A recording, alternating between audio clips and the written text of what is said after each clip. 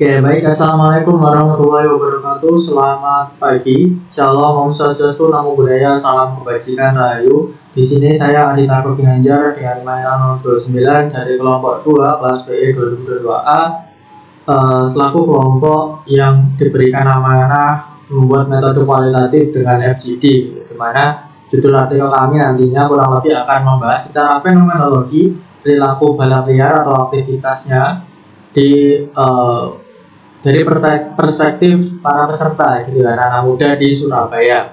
Kita akan belajar mengenai dinamika sosialnya, ekonomi, dan juga faktor pendorongnya. Tapi sebelum itu kita akan memaparkan video ya tentang bagaimana kita memanfaatkan aplikasi Envivo 12 Pro ini untuk menunjang analisis data kita seperti itu.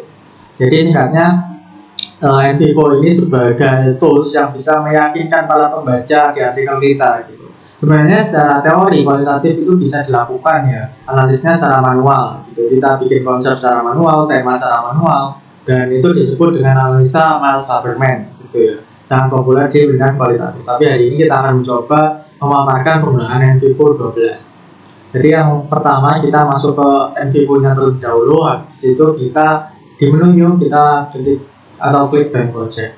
Di sini kita masukkan title bebas ya. Misalkan kita FGD balap liar 2024. Nah, kita bisa letakkan browse ya, dimana file Envivo kita itu tersimpan. Contoh kita ditaruh di sini di dokumen, kita klik save.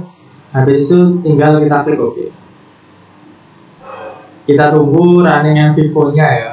Jadi nanti kita akan menggunakan Envivo ini untuk menyajikan data secara tabel, cara word query, dan juga yang terakhir ada peta konsep nanti yang mind mapping. Nah, kita sudah sampai ke lembar kerjanya Envivo. Kemudian kita fokus di toolbar ya, di menu import. Habis itu kita klik file. Nah, di file ini kita cari transkrip wawancara ya yang sudah kita olah tentunya supaya memudahkan kita nanti coding di Envivo ini. Jadi yang pertama kita cari dulu ya datanya. Di sini saya sudah menyiapkan. Kita klik datanya, kemudian kita klik open. Kita klik import. Oke, kita tunggu datanya. Semakin banyak data kita, tentu proses importnya juga akan semakin lama. Kita namanya ya hasil transkrip.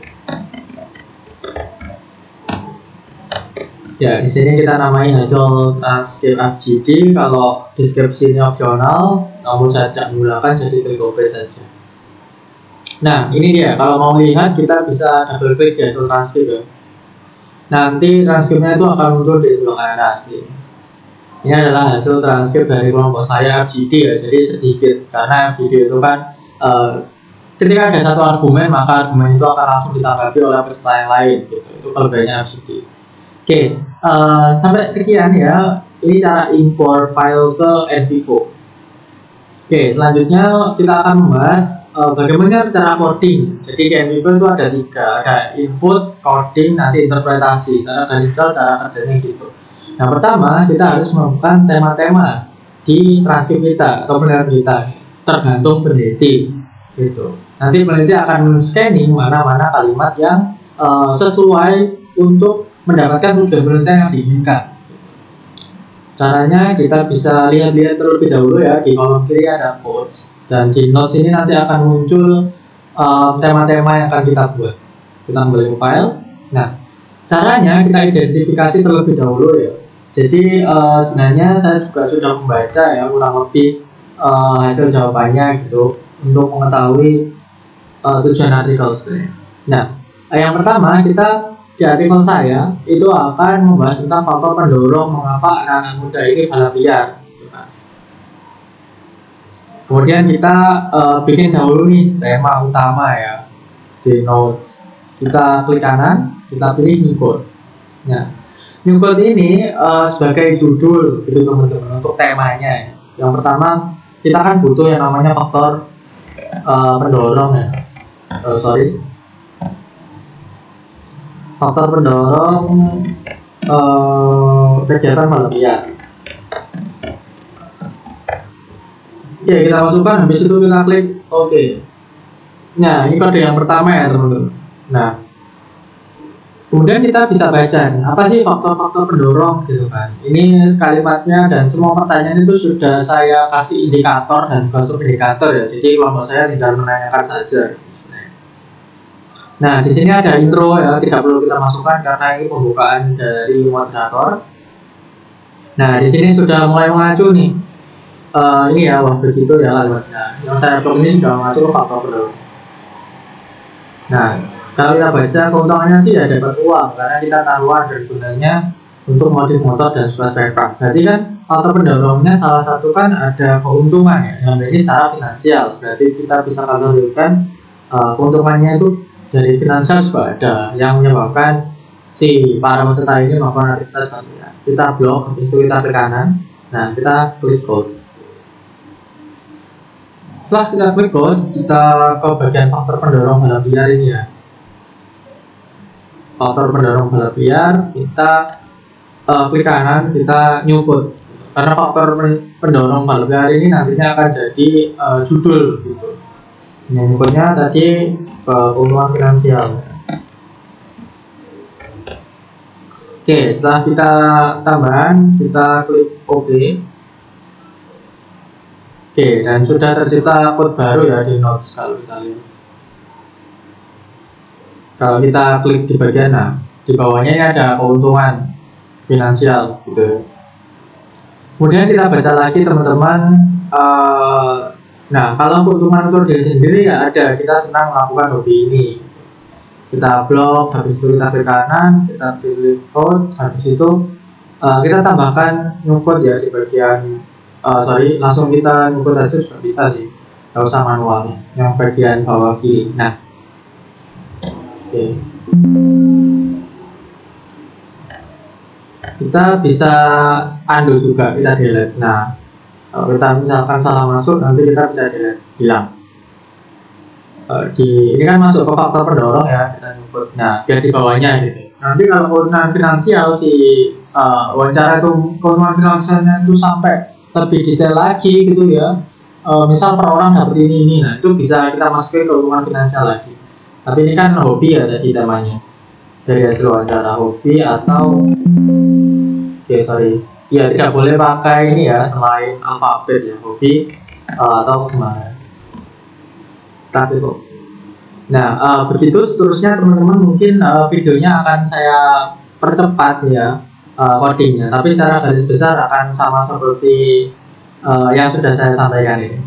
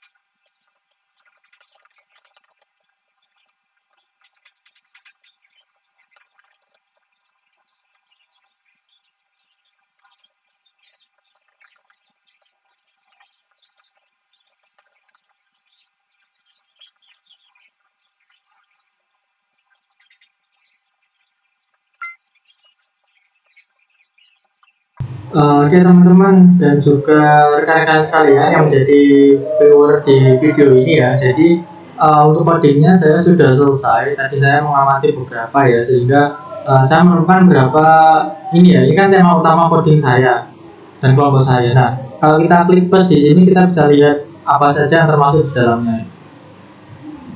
Nah, seperti ini. Jadi ada 4 tema utama sebenarnya tujuan artikel saya. Dan setiap tema ini punya jawaban dari si responden kita gitu. Dinamika ekonominya ternyata mereka itu bisa mempromosikan bengkel tempat dia modifikasi motor.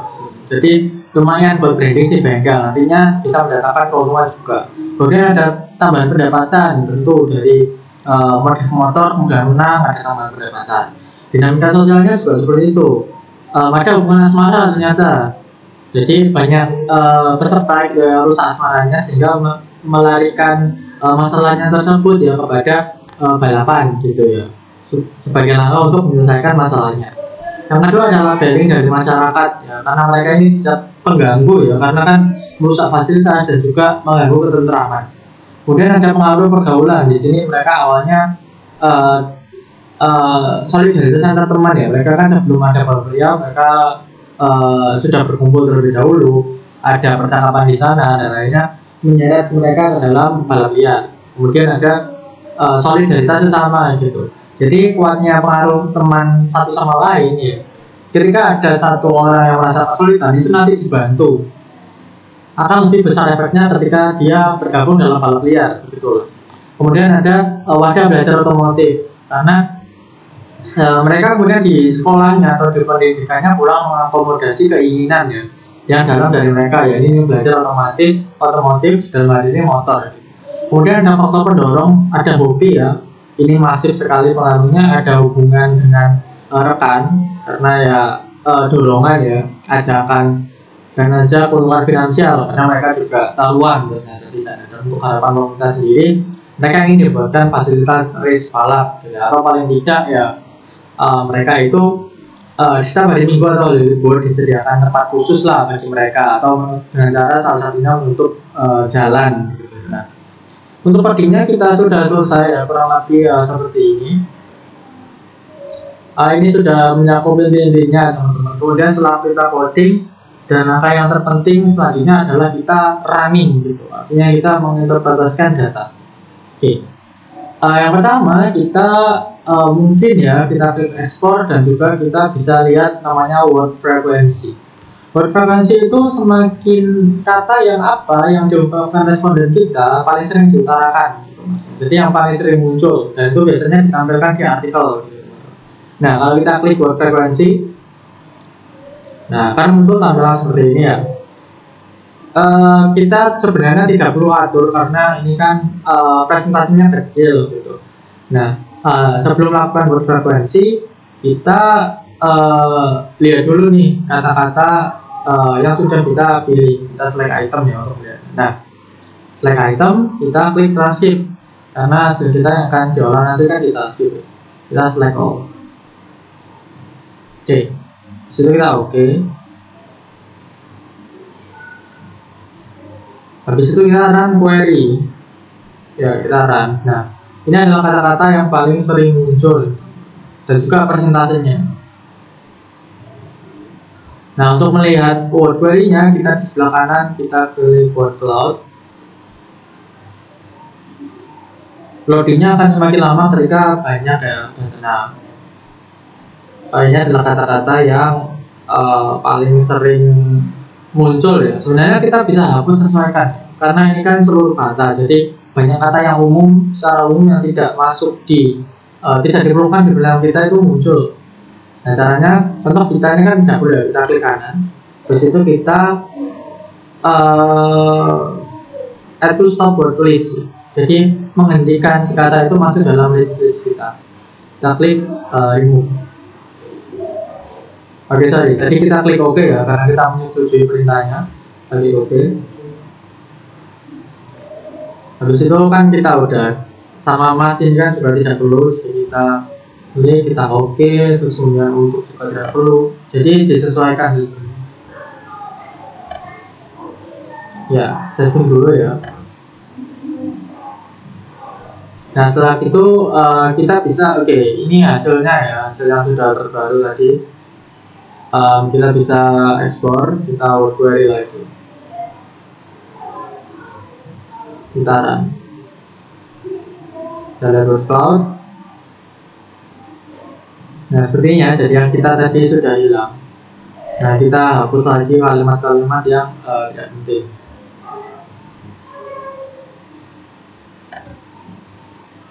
Mungkin akan saya percepat ya nanti untuk melihat hasil akhirnya.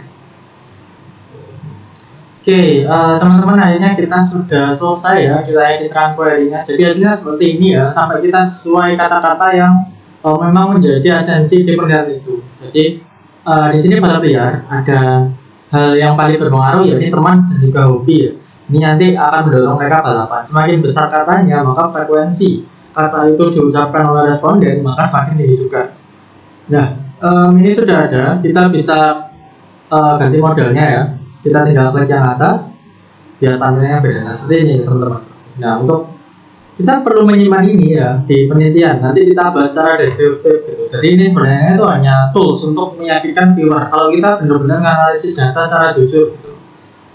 Nah, kita klik kanan, habis itu kita export word cloud. Nah, kita filenya PNG ya, kita taruh ke picture.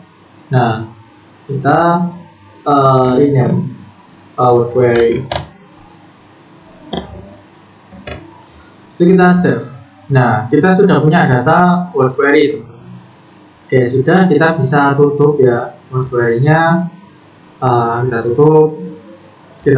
Nah, kita kembali ke transkrip. Setelah coding, udah word query ya, dan yang tidak kalah penting itu adalah kita sajikan secara chart atau grafik. Kita ke export, kita ke hierarchy chart. Nah, ini nanti menggambarkan seberapa atau apa aja sih gitu faktor-faktor yang mempengaruhi tema yang sudah kita susun. Mungkin kita langsung ke contoh ya, kita next, kita finish. Dan ini juga pasti ditampilkan di artikel. Nah, seperti ini. Jadi dia mengklasifikasikan ada faktor pendorong kegiatan itu apa saja sih. Ternyata kalau kita lihat ya, hobi dan keuntungan finansial itu sama. Jadi ya faktor pendorong terbesarnya itu ya keuntungan finansial dan hobi. Kalimatnya gimana, kita bisa klik. Nah, kita maximize. Kalimatnya ini ya ada tiga argumen. Semakin banyak argumen nanti juga semakin kuat.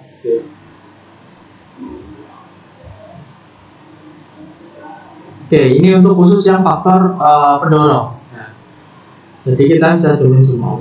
Dinamika ekonomi dan sebagainya. Nah, jadi ini ada pengaruh yang seimbang ya, karena jumlah pernyataannya sama.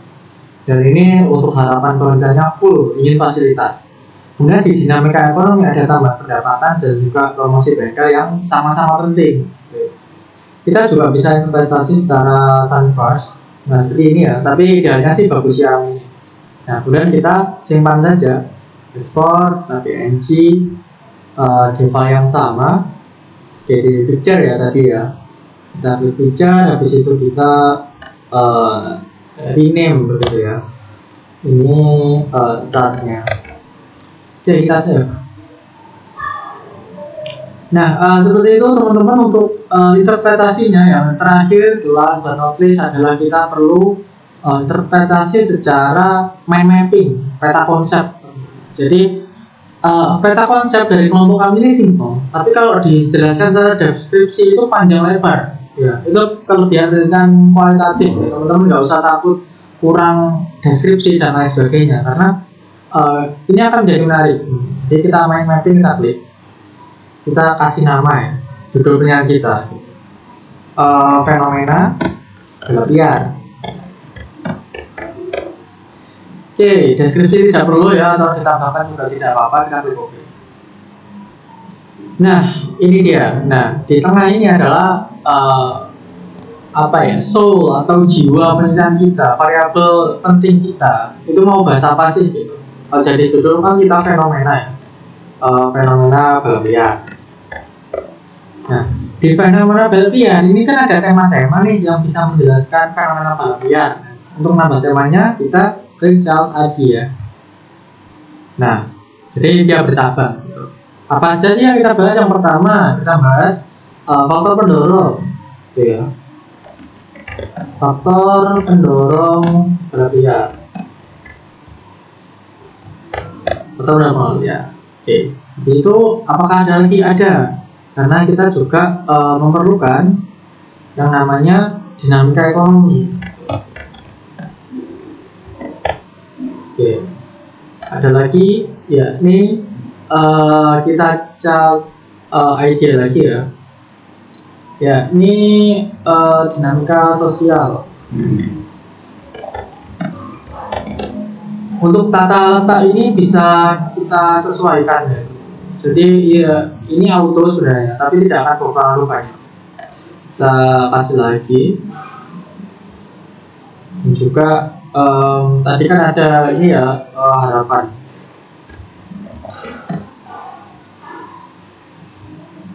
Kita harapan saja sudah cukup sih, karena dari wawancara juga kurang meng-highlight harapan lain selain difasilitasinya kegiatan mereka. Nah, di dalam faktor pendorong dinamika ekonomi, harapan, dinamika sosial ini hanya ada variabel-variabel lain ya, kita bisa jelaskan lagi. Kita coba dulu. Nah, gitu. Jadi konsepnya nanti bercabang gitu. Modelnya kita juga bisa pilih, nah seperti ini ya, tergantung peneliti sih. Kalau saya sih lebih enak yang di tengah gitu. Atau kita lihat dulu, mungkin ada yang menarik, lebih baik di tengah saja. Oke, karena di tengah kita tadi faktor pendorong pada liar ya, apa aja, ada hobi atau kegemaran. Ya kita ketik hobi aja nggak apa-apa. Lalu kita klik lagi chart idea, begitu kita isikan. Selanjutnya ada hubungan ya, dengan rekan sebaya.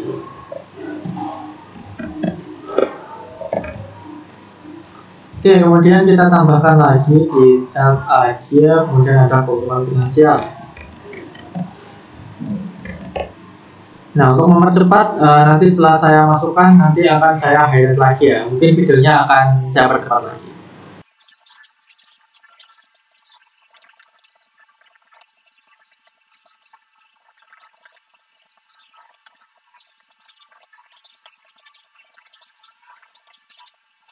Oke, rekan-rekan dan juga viewers sekalian, kita sudah membuatkan peta konsepnya ya, yang kita teliti dari wawancara singkat kami gitu ya, FGD. Jadi di FGD ini memang data kita akan lebih terpusat gitu, lebih meyakinkan. Cuma dari ragam variabelnya ternyata agak kurang gitu teman. Kalau kita interview ya, ketika fenomena balap ini utama, ada faktor pendorong balap liar yakni hobi, hubungan dengan rekan sebaya dan keuntungan finansial. Ini biasanya mereka akan lebih menjelaskan variabel-variabel yang lain. Jadi hobi ini nanti punya cabang lagi, hubungan punya cabang lagi, dan seterusnya. Jadi cabang-cabangnya akan semakin kompleks kalau interview. Tapi kebetulan kita FGD, jadi datanya memang tidak kompleks, cuma sangat kuat. Gitu. Itu kelebihan dari FGD. Oke. Dan ini adalah interpretasi terakhir dari kelompok kami. Jadi kita putuskan untuk menggunakan 3 ya. Jadi ada word query, ada chart, dan juga ada mind mapping. Nah ini sudah kita laksanakan. Kemudian kita tinggal save seperti biasa ya. Kita ke ekspor. Kita search-nya JPEG, fenomena balap liar, kita simpan di pijak. Baik, itu saja penggunaan NTIFO dari kelompok 2 ya, metode kita FGD. Dengan ini, aplikasi ini sangat membantu kami ya belajar hal baru.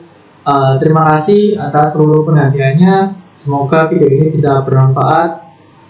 Saya mewakili kelompok 2. Mohon maaf sebenarnya apabila ada kesalahan kata atau ketidakjelasan dalam video ini. Saya mohon maaf. Sekian dari saya. Wassalamualaikum warahmatullahi wabarakatuh. Salam belajar.